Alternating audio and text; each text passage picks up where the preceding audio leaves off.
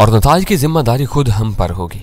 वीरा को वो दोनों मरात याफ्ता कैदी का दर्जा दे चुके थे, इसलिए उसके सवालात के जवाब में उन्होंने जो कुछ बताया वो बहुत दिलचस्प था। उनके बयान के मुताबिक बेहोशी की रवायती अदवायात जिनमें इंजेक्शन भी शामिल है खाली मैदे में दी जाती हैं ताकि बेहोशी की हालत में कैद की नौबत ना आए।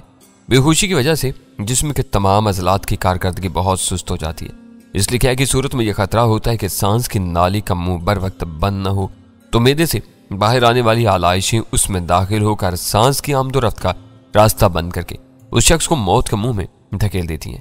हमारे लिए जो इंजेक्शन फराम किए गए थे वो जदीद तरीन थे। वो बेहोश करने के साथ ही कह को भी रोकते थे। शर्त यह थी कि इंजेक्शन खुर्दनोश के कम अज कम 20 मिनट बाद लगाया जाए ताकि खुराक मैदे में अपनी जगह ले चुकी हो।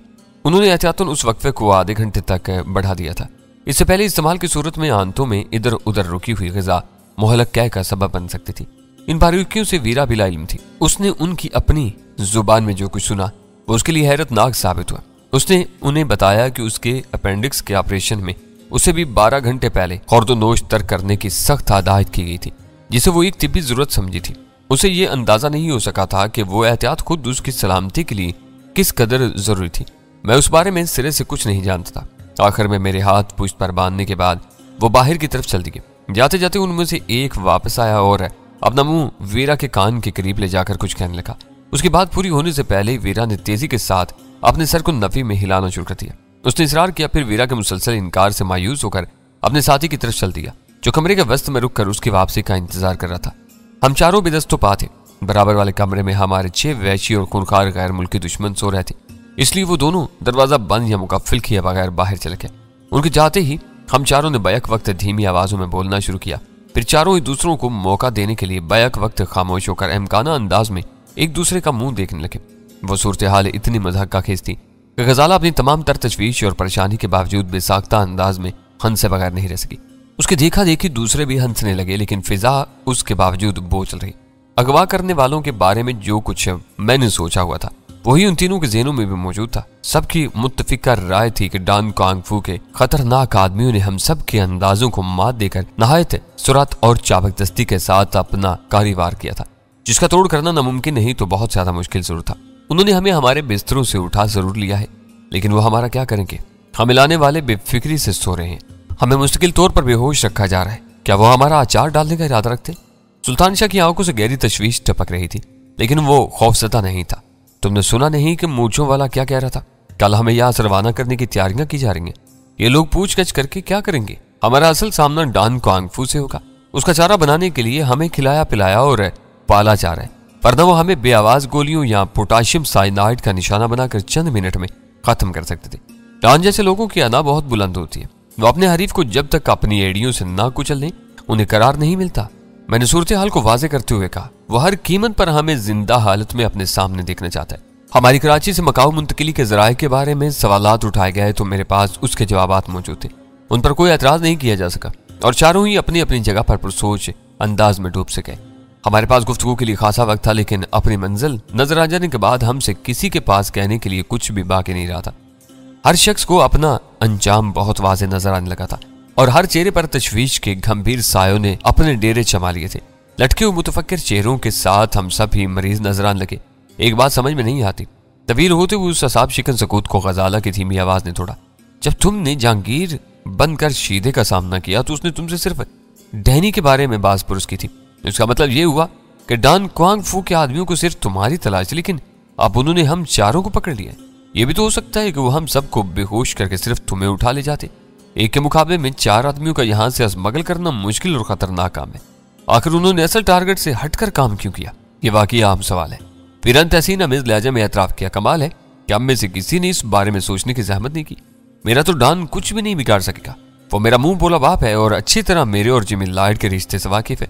वो मुझे ज्यादा से ज्यादा शर्मिंदा ही कर सकता है। उसके पसे पूछ डॉन की मशरकी नफ्सियात कार फरमा मालूम होती है। मैंने सोचते हुए कहा, उसके ज़हन में भी नहीं होगा कि तुम मेरी कायामगाह से पकड़ी जाओगी। उसने मेरे साथ रहने वालों को अगवा करने का हुक्म दिया होगा। मशरिक में रिश्तों का ताल्लुक बहुत गहरा होता है। किसी को दुख या सुख पहुंचाना हो तो उसके अजीज तरीन लोगों को अजियत या राहत पहुंचाओ। असरात खातिर ख्वाह होंगे, बल्कि तवक्का से ज्यादा भी हो सकते हैं। अब तो कराची के चोर डाकू भी ये नुस्खा समझ सकते हैं। जिस घर में जाते हैं जेवरात और नकदी का सुराग लगाने के लिए बच्चों को मारने की धमकी देते हैं, जो 100% कारगर रहती है। चोर दरवाजों और बावर्ची खानों में छुपाए हुए असासे तक उनके कदमों में आ जाते हैं। तुम्हारी बात दिल को लगती है। वीरा सर हिलाते हुए बोली, जाहिर है कि तुम्हारे घर में वही लोग रह सकते हैं जो तुमसे बहुत करीब हो। आधे घंटे की उस मोहलत को बराबर बनाने के लिए हम उस मामले के हर पहलू पर मगजनी करते रहे, लेकिन नताज में कोई तब्दीली ना आ सकी। इस बंद गली से फरार की कोई राह सामने ना आ सकी। हम अपनी घड़ियां देखने से कासिर थे, लेकिन अंदाजन निस्फ घंटा गुजरने के बाद वो दोनों अंदर आ गए।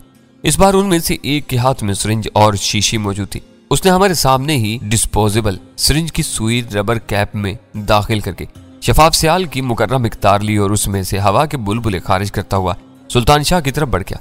एतराज, एहतजाज या मुज़ाहमत का कोई मौका नहीं था। सिरिंज आहिस्ती के साथ उसके बाजू में खाली उतरी और वो दूसरा इंजेक्शन तैयार होने से पहले सुल्तान शाह फर्श पर लुढ़क कर बेहिस्सो हरकत हो गया। जब वो दूसरा इंजेक्शन लेकर गजाला की तरफ बढ़ा तो वीरा ने फौरन ही एतराज कर दिया, ये क्या कर रहे हो? हर एक को अलग अलग और नई सिरिंज से इंजेक्शन लगाओ। इस तरह एक आदमी की बीमारियां दूसरे को लग जाएंगी। ये हरकत जानलेवा भी साबित हो सकती है। हमारे पास बस यही एक सिरिंज है।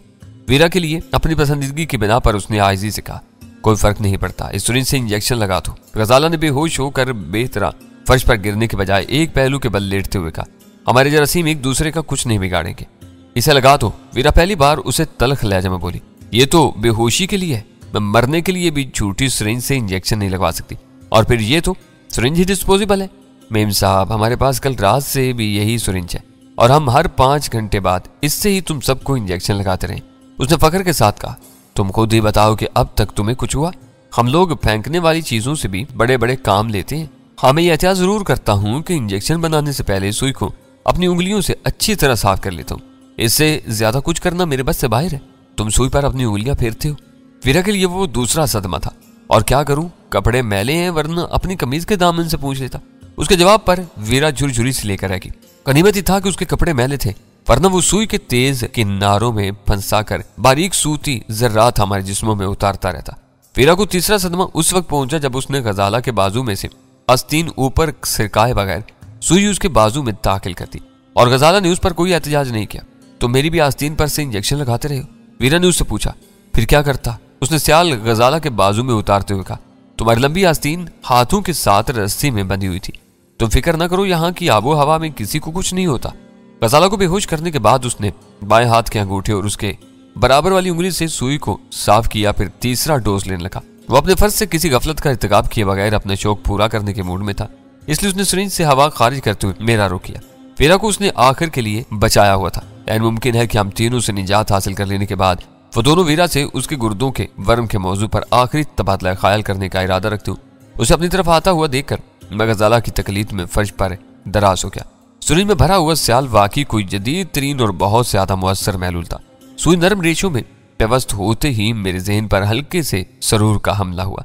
वो सरूर नहायत सुरात के साथ खुमार, नशे, मदहोशी और बेहोशी में तब्दील होता चला गया। मुझे इल्म ही नहीं हो सका कि सुई मेरी जिल्द से कब निकाली गई। सर घुमाने की कोशिश की तो वो मनोवजनी हो चुका था। उसके बाद चिरागों में रोशनी न रही। तारीकियों का वो सुरूर अमेज सफर कितनी देर जारी रहा, इसका मुझे कोई अंदाजा या इदराक नहीं हो सका। मेरे धुंध में लिपटे हुए जहन को एहसास हुआ कि आसमान से सफेद परों वाली परियां वालियाना अंदाज में मुझे पुकारती हुई उतरती चली आ रही हैं। एक आवाज की बाज़गश्त खत्म होने से पहले ही दूसरी आवाज उभरने लगती थी। वो हजारों आवाजें न खत्म होने वाले लाहूती तसलसल के साथ बस मुझे पुकारे जा रही थी। मैं ज्यादा देर तक इन मुतरन्नम रसीली और मधुर आवाजों की नगमगी से महजूज न हो सका, क्योंकि मेरे गालों पर थप्पड़ पड़ने लगे थे। मैंने कसलमंदाना आवाज में अपने वजनी पपोटों को बदिक्कत तमाम ऊपर उठाया तो ख्वाब का सारा तिलिस्म आने वाहिद में टूट गया। पास सफेद परों वाली परियां थीं, न उनकी मलकूती आवाजें। घोर अंधेरे में वीरा मेरे करीब बैठी हुई मुझे पैर से झंझोड़ कर धीमी आवाज में पुकारे जा रही थी। अंधेरे में मैं उसे नहीं देख सका, लेकिन उसके दिलकश वजूद की महक मैं हजारों की भीड़ में भी आंखें बंद करके पहचान सकता था। हम दोनों शायद किसी पालकी में सवार थे, जिसे कोमेहार अपने कांधों पर उठाए बहुत तेजी के साथ किसी तरफ दौड़े चले जा रहे थे। क्योंकि मेरा बदन साकत नहीं था, बल्कि अपने ही जगह पड़े पड़े खुद ब खुद हिल रहा था। कई मिनट के तवील वक्फे और सरतोड़ शौरी कोशिशों के बाद अपने ज़हन को उस होशरुबात तिलिस्म से बाहर लाने में कामयाब हुआ तो मेरे कानों ने सबसे पहले जो गैर मानूस शोर महसूस किया वो किसी ताकतवर इंजन का था। हम चारों बहुत तंग जगह पर पड़े हुए थे। हमारे नीचे आईनी फर्श था। तंग फिजा में अजीब सी तेज बू फैली हुई थी और हमारा वो तंग मकबरे जैसा कैद खाना हल्के झटकों के साथ मुतहरक था। वीरा सबसे पहले होश में आई थी। गजाला और सुल्तान शाह बदस्तूर बेहोशी में मुबतला थे। तुम ट्रक के इंजन की आवाज सुन रहे हो? उसने हजानी आवाज में सरगोशी की। वो लोग हमें ट्रक के जरिए काल्बन किसी वीरान साहिली इलाके की तरफ ले जा रहे हैं। चाहे ये लोग कंटेनर वगैरह के चक्कर में पड़ने की बजाय हमें किसी लॉन्च से मकाऊ ले जाने का इरादा रखते हैं। ट्रक से उतारे जाने के वक्त हमें अपनी आखिरी कोशिश में सरथड़ की बाजी लगानी होगी, वरना तुम लोग भी बहुत मारे जाओगे। तुम लोग? मैंने हैरत से उसकी बात दोहराई। क्या तुमने हमसे अलग हो जाने का फैसला कर लिया? अपने ज़हन में जहरीले शुभात को परवान न चढ़ाओ।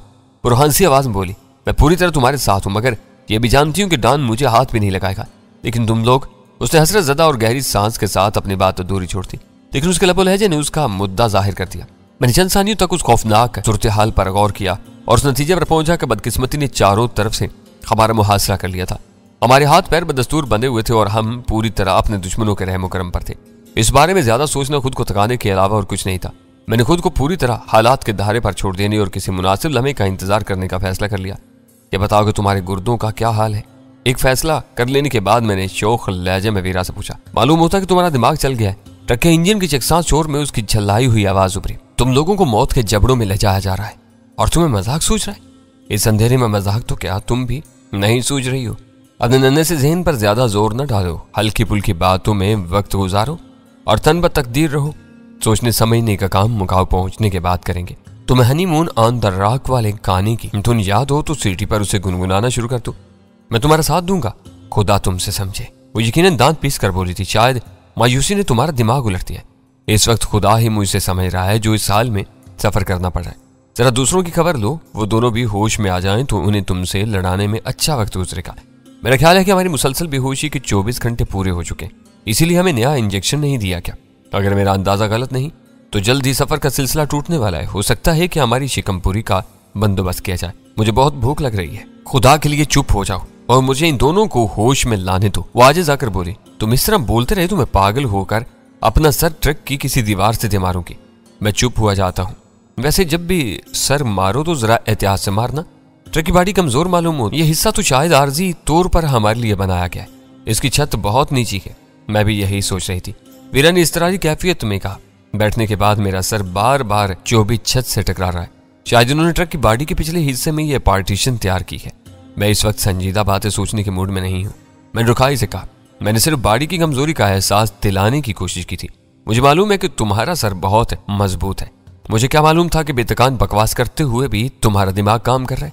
क्या बॉडी को तोड़कर बाहर निकलने के किसी मंसूबे पर गौर कर रहे हो? मैं यही तो चाह रही थी कि वक्त जाया करने के बजाय कुछ सोचूं। ज्यादा सोचने से मेरे टखनों में दर्द होने लगता है। मैंने बेपरवाही से कहा। फिर बहकने लगे। ऐसी ओल फोल बातों से तुम मुझे बिला वजह गुस्सा दिला देती हो। ये ओल फोल नहीं, हकीकत है। लोग कहते हैं कि लंबे आदमी की अकल फिसल कर उसके टखनों में आ जाती है। अभी अभी छत से सर टकराने के बाद मुझे अंदाजा हुआ है कि मैं भी लंबों की सफ में शामिल हूँ। कहावतों पर जाते हो तो फिर सरदार पाइंदा गुल के बारे में क्या कहोगे? सर बड़ा होने के साथ उसके पांव भी पहाड़ों की तरह लंबे चौड़े हैं। यक बजक उसका लबा लहजा तब्दील हो गया। वो मुझे किसने पर माइल होती हुई नजर आ रही थी। बात समझ में नहीं आई। मेरे टखनों से सरदार पाइंदा गुल का क्या ताल्लुक निकला? सर बड़ा सरदारों का, पैर बड़ा गंवारों का। ये तुम्हारी कहावत है ना? ओह, इसमें दोनों ख्वाहिश से यकजा है, इसलिए वो गंवारों का सरदार है। मुर्दों पर गिर गया मातम करने वाली औरतों के सर मुड़वा कर इनकी छातियां बरहना करा देने वाले गंवार ही नहीं, जाहिल भी कहे जा सकते हैं। शिंगार वैली में ये होता चला आया है और सरदार पाइंदा गुल अमलन इन गंवारों का सरदार बना हुआ है। मालूम होता है कि इस वक्त तुम्हारी अकल टखनों से ऊपर चढ़ी हुई है। उसकी आवाज से बेबसी झलक रही थी। तुमसे बहस करनी बेसूत है। कोई ढंग की बात सोचो तो मुझे मुखातिब कर लेना। मैं इस वक्त बुलंद आवाज में सोच रहा हूँ। तुम किसी बात में ढंग महसूस करो तो खुद ही टांग अड़ा देना, अंडों पर बैठी हुई कुड़ुक मुर्गी की तरह। बात बात पर भूल जाना अब तुम्हारी आदत में शामिल होता जा रहा है। ये और बात है कि तुम एक लंबी मुद्दत गुजारने के बावजूद इन अंडों में से कोई केचुआ तक बरामद नहीं कर सकी हो। तुम्हारा बाप नाना बनने के लिए मरा चाह रहा है। जरखेज दामाद की जुस्तजू में बिल जोन्स उसके हाथ आया तो उसने उसे भी मेरे हाथों मरवा दिया। तुम्हारे वतन से उसके तमाम नाजायद बच्चों का वबाल तुम्हारी गर्दन पर होगा। और नाना जान, शट अप। उसके सब्र का पैमाना लबरेज हो गया। मैंने उसकी सूरत तक नहीं देखी और तुम मुझे उसके नौजायदा बच्चों की मां बना रहे हो। मजाक और बेहूदगी में फर्क होता है। मुझे तुमसे ये उम्मीद नहीं थी। ये बहुत अच्छी बात है। मशरिक में गैर शादीशुदा औरतों का उम्मीद से होना मायूब ही नहीं, शर्मनाक भी समझा जाता है। तुम्हें यह जानकर खुशी नहीं होगी कि अहले जुबान न होने की वजह से तुम भी अल्बर्टू की तरह कहीं कहीं मार खा जाती हो। मैंने नाजायदा बच्चों की बात की थी, वो गुंचे जो बिन खिले मुरझा गए, और तुम गुस्से में नौजायदा यानी ताजा पैदावार को ले बैठी। जो बच्चे पैदा ही नहीं हुए उनका जिक्र करना बेहूदगी कैसे हो सकता है? पुराना मानो तो ये बता दो कि तुमने अपने कान किस लिए खोले?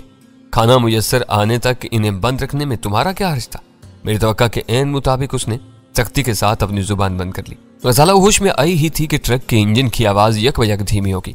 इंजन की ताकत और गुराटे मादूम होने के बावजूद ट्रक रवां था, मगर उसकी रफ्तार टूटती हुई महसूस हो रही थी। चाय ड्राइवर ने इंजन न्यूट्रल करके क्लच और एक्सीलरेटर को पूरी तरह आजाद कर दिया था ताकि मुकर्रम मकाम पर हल्का ब्रेक लगाकर ट्रक को रोका जा सके। मैंने होश में आते ही समझ लिया था कि हमारी बेहोशी का तसलसल टूटने के नतीजे में हमारा सफर भी किसी तवील या मुख्तसर कयाम पर मुंतज होने वाला था। हमें पकड़ने वालों का हिसाब इतना दुरुस्त था कि हम चारों के पूरी तरह होश में आने के साथ ही ट्रक रुकने के आसार पैदा हो चलते। पड़ाव के आसार नजर आ रहे हैं। तुमने क्या सोचा है? वीरा ने मुझसे पूछा। मेरी अकल टखनों में उतरी हुई है। तुमने कुछ सोचा हो तो बताओ, मैं आंखें बंद करके उस पर अमल कर गुजरूंगा। मैंने कहा। हकीकत यह थी कि हर तरह सोचने के बावजूद मुझे गुलू खलासी की कोई राह नजर नहीं आ रही थी। अगर मैं अकेला होता तो फरार के किसी न किसी इम्कान पर गौर कर सकता था, मगर वहां 4 अफराद का मामला दरपेश था। हम में से 1-2 भाग में निकलते तो बाकी रह जाने वालों को उनके फरार का खुमियाजा भुगतना पड़ता। मेरे लिए यही काफी था कि हमारे साथ इन लोगों का मजबूरी रवैया खासा बेहतर था। हमारी कोई मुजामाना कार्रवाई उन्हें एक बार तशद्दुद पर मजबूर कर देती तो उनका सलूक नाखुशगवार तब्दीलियों की जद में आ सकता था और हमारा पूरा सफर बदमजगी का शिकार होकर रह जाता। इंजन का शोर मादूम होते ही बाहर से कई मिली जुली आवाजें सुनाई देने लगी। वो लोग ऊंची आवाजों में फारसी या पश्तो में बातें कर रहे थे। वो नुक्ता चौंका देने वाला था, मगर मैंने अपनी जुबान बंद रखी। फिर बाहर से ऐसी आवाजें आने लगी जैसे लोहे के खाली ड्रम जमीन पर पटके जा रहे हो। ट्रक पर इंसानी नकलो हरकत के साथ चीजों के किस्से तेज शाने की आवाजें भी आ रही थी। यूं मालूम हो रहा था जैसे वो ड्रम ट्रक पर से उतारे जा रहे हो। चंद मिनट बाद वो सिलसिला मौकूफ हो गया और हमारी तवज्जो उस अमूदी चौबी पार्टीशन पर मरकूज हो गई जिसने हमारे हिस्से को बाकी ट्रक से अलग किया हुआ था। चंद आवाजों के बाद उस चौबी दीवार का एक हिस्सा अलग हो गया और उस चकोर खला में से किसी टार्च की तेज रोशनी हमारे तंगो तारीख कैद खाने में रिंग आई। खला के बाहर मौजूद शख्स ने बारी बारी हम चारों को बराह रास्त रोशनी की जद में लेकर हमारा जायजा लिया, फिर अपनी रोशन टार्च समेत हमारी तरफ रिंगा। मैंने उस खला में से बाहर का जायजा लेने की कोशिश की तो वहां गहरी तारीकी के सिवा कुछ नजर नहीं आया। अचानक इस तरफ से मेरी आंखों पर तेज रोशनी पड़ी और मैंने बुखलाकर अपनी आंखें बंद कर ली। अंदर आने वाले का एक और साथी ट्रक के पिछले हिस्से में मौजूद था, जो दीवार के पीछे से रोशनी डालकर अंदर वाले की मदद कर रहा था और खुद टार्च की तेज रोशनी के पीछे छुपा हुआ था। दोबारा आंखें खोलने पर मैंने अंदर वाले का जायजा लिया तो चौंक पड़ा। वो एक तनुमंद और बारिश नौजवान था। उसकी स्याह और घनी दाढ़ी बेतरतीबी से उसके सीने पर लहरा रही थी। उसकी बेचैन और चमकदार निगाहें हर तरफ चकरा रही थी और हाथ वीरा की रस्सियों की गिरोहों से उलझ रहे थे। तुम कौन हो और हमें कहाँ ले जा रहे हो? मैंने अपनी आवाज में नकात पैदा करते हुए उससे पूछा। खामोश बैठो, उसने मुझे बुरी तरह झिड़क दिया। तुम्हें जल्दी सब मालूम हो जाएगा। उसके तुंद लबुल लहजे में कबायली खूबू बहुत ज्यादा वाज़ेह थी। उसकी वज़ाकता और पोशाक भी एक मखसूस समत में रहनुमाई कर रही थी। मुझे इस वक्त शदीद हैरत हुई जब उसने हाथों के बाद वीरा के पैर भी आजाद कर दिए। बाहर निकलो। उसने वीरा की पुष्ट पर हाथ मारकर उसे किसी मवेशी की तरह हाँका। वीरा चारों हाथ पैरों पर चलती हुई चौबी खला से गुजरी, फिर सिर्फ उसकी पिंडलियां नजर आने लगी। आनी ड्रमों और ट्रक की दाहिनी दीवार के दरमियान बनाई जाने वाली तंग गुजरगाह शायद ऊपर तक खुली हुई थी और वीरा मौका मुयस्सर आते ही अपने कदमों पर खड़ी हो गई थी। वो चलती हुई आगे बढ़ी तो उसे आजाद करने वाला भी हमारी तरफ से निकल गया। वो वीरा को कहाँ ले गए हैं? गजाला ने पुरतशवीश आवाज में पूछा। फिक्र ना करो, उसे तल कर नहीं खाएंगे। परेशानी की बात यह है कि मुझे ये लोग डॉन कांग फू के बजाय सरदार पाइंदा गुल के आदमी मालूम हो रहे हैं। अगर मेरा क्यास दुरुस्त है तो हमें श्रृंगार वाली ले जाया जा रहा है। सरदार पाइंदा गुल? सुल्तान शाह ने हैरत और खौफ से थोड़ा। वो अचानक हमारा दुश्मन क्यों हो गया? तुमसे मुलाकात के बाद तो वो अच्छे मूड में रुखसत हुआ था। तुम इस मुलाकात से खासे मुतमईन नजर आ रहे थे। मैंने उसे याद दिलाना जरूरी नहीं समझा कि सरदार पाइंदा गुल ने दोस्ती या दुश्मनी का मामला वक्त पर छोड़कर बस ये कहा था कि जन्नत गुल मेरे और अपने खुफिया ताल्लुक के बारे में जुबान बंद रखेगी तो खैर होगी, वरना कुछ पता नहीं था। मेरे ज़हन में एक झमाका सा हुआ। तो क्या जन्नत गुल ने सरदार पाइंदा गुल की शनासाओं की महफिलों में अपने किस्सा गोई का आगाज कर दिया था? क्या सरदार को इस तशहीर की इत्तला मिल चुकी थी? अगर इन 2 सवालात के जवाबात असबात में थे तो मेरी पोजीशन बहुत मखदूश हो चुकी थी। एक तरफ सरदार पाइंदा गुल मुझे जन्नत गुल से ज्यादती का मुजरिम ठहरा कर कोई भी बदतरीन फैसला सादर कर सकता था, और दूसरी तरफ यह बात यकीनी नजर आने लगी थी कि श्रृंगार वैली पहुंचने के बाद गजालों को मालूम हो जाएगा कि छोटे खान की कैद के दौरान में मैं जन्नत गुल के दिलफरेब पैकर में उलझकर उससे बेवफाई का मुर्तकिब हुआ था। इस गैर मुतवक्का इंकिशाफ से गजाला के दिल पर क्या गुजरती, इसकी नजरों में मेरी क्या वक़्त रह जाती, इसका अंदाजा लगाना दुश्वार नहीं था। इन जिद्दी और खुदसर लोगों के मूड और मिजाज का कोई अंदाजा नहीं होता। गजाला कह रही थी, इस बार उन्होंने जिस कदर खामोशी और राजदारी के साथ शब खून मार कर हमें पकड़ा है वो दहशतनाक है। अव्वल खान यहाँ हमारे किसी और हमदर्द को इल्म भी नहीं हो सकेगा कि हम कहाँ और किस हाल में हैं। अव्वल खान भी हम जैसा एक आदमी ही है। मैंने कहा, फर्क इतना है कि हम सिर्फ 4 हैं और उसके एक इशारे पर 400 मुसल्लह गुरीलों का एक जत्था जमा हो सकता है। मौजूदा हालात में हमें अपनी अकल और अपने जोरे बाजू पर इनिसार करना पड़ेगा। हम वाकई बहुत बुरी तरह पाइंदा गुल के शिकंजे में आ गए हैं। सरदार पाइंदा गुल कितना ही मुतलविन मिजाज और गुस्सावर रहा हो, आदमी असूल परस्त मालूम होता था। उसका सबसे बड़ा सबूत यह था कि हमें उसके आदमियों के कब्जे में आए हुए कमोबेश 2 दिन हो चुके थे, लेकिन इस दौरान में दोनों औरतों के साथ कोई बदतमीजी या छेड़छाड़ नहीं की गई थी। हालांकि ऐसे हालात में हर जराइम पेशा शख्स बहती गंगा में हाथ धोना अपने फराइज मनसबी में शामिल समझता है। इस असूल परस्ती की रोशनी में मैं ये समझने से कासिर था कि अगर सरदार पाइंदा गुल की दुश्मनी हो सकती थी तो सिर्फ मुझसे हो सकती थी। उसे अपने मुजरिम को उठवाना चाहिए था। मेरे साथ इन तीनों को कैद बल्कि अगवा करने का कोई जवाब मेरी समझ में नहीं आ रहा था। वीरा थोड़ी देर बाद वापस आई तो पहले वाले दोनों आदमी उसके आगे पीछे अपनी अपनी जगहों पर मौजूद थे। उनकी वजह से वो कुछ बता नहीं सकी, लेकिन उसकी आंखों में पुरजोश चमक नजर आ रही थी। वीरा को दोबारा बेदस्तो पाक करने के बाद वो शख्स मेरी तरफ मुतवज्जा हुआ और नाहिद फुर्ती के साथ मुझे आजाद कर दिया। मैं चौबी दीवार वाले खला में से रेंग कर दूसरी तरफ निकला और खुली फिजा में गहरे गहरे सांस लेता हुआ सीधा खड़ा हो गया। उठते हुए मैंने अपनी दाहिनी तरफ मौजूद ड्रमों पर हाथ मारकर यह अंदाजा कर लिया था कि वो पूरी तरह भरे हुए थे। शायद खाली ड्रम इतनी ही जगह में लादे गए थे जो हमारे हिस्से में आमदोरफ्त के लिए इस्तेमाल हो रहा था। इस वक्त वही खाली ड्रम उतार कर ट्रक में हमारी गुजरगाह बनाई गई थी, जो एक आदमी के लिए बहुत काफी थी। मैं ट्रक से नीचे उतरा तो अंधेरे में मजीद 3 मुसल्लह अफराद नजर आए। बाएं तरफ एक कच्ची नहर थी जिसमें ऊपर तक पानी बह रहा था और कुर्बो जवार में दरख्त फैले हुए थे। जंगल पानी से फारिग होकर इधर आ जाओ और खाना खा लो। एक कवि हैकल शख्स ने दुरुस्त लहजे में मुझे हदायत की, तुमने कोई भी गड़बड़ की या भागने की कोशिश की तो तुम्हारे अलावा तुम्हारे साथियों को भी गोली मार दी जाएगी। तुम खाने आजम सरदार पाइंदा गुल के आदमी हो ना? मैंने उससे सवाल किया, लेकिन उसके जवाब देने से पहले ही किसी ने मुझे आगे धकेल दिया। उनमें से कोई भी गैर जरूरी बात सुनने या करने के लिए तैयार नहीं था। एक मुसल्ला आदमी ने अपनी निगरानी में मुझे एक तनावर दरख्त की ओट में भेजा। पानी के लिए उसने वहीं रखी हुई मिनरल वाटर की खाली बोतल की तरफ इशारा किया और मैंने उसे नदी में से भर लिया। उनका मजमूई रवैया मुनासिब ही नहीं, हर एतबार से मुहज्जब और काबिल तारीफ था। खराबी सिर्फ ये थी कि उन्होंने जरूरत से ज्यादा न बोलने की गोया कसम खाई हुई थी और उनकी वही खामोशी मुझे डस रही थी।